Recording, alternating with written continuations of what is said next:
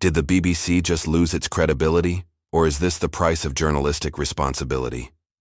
The sudden resignations of BBC Director General Tim Davie and newshead Deborah Turness have sparked a global debate about truth, bias, and the limits of responsible reporting.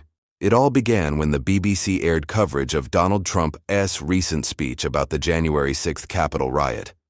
Viewers noticed that certain parts of his remarks, particularly those referring to peaceful protest, were missing.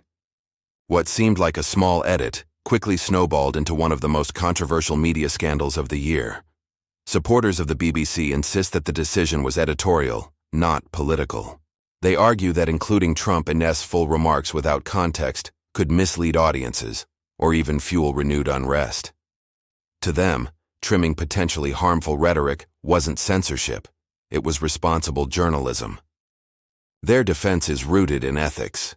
A journalist's duty is not to broadcast every word, but to protect viewers from misinformation that can distort reality.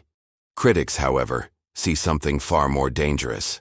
To them, this was not an act of responsibility, but a deliberate manipulation of truth. If a major public broadcaster can alter a political figure's words, they argue, what else might be edited to fit a preferred narrative? For Trump supporters and free speech advocates alike, the scandal exposes a troubling imbalance of power, one where media institutions, not elected officials, decide what the public gets to hear.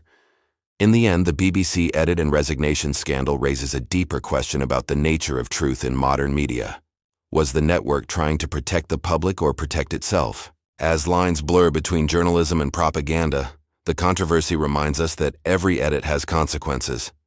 Perhaps the real issue isn't who edited Trump's speech, but who gets to edit the truth.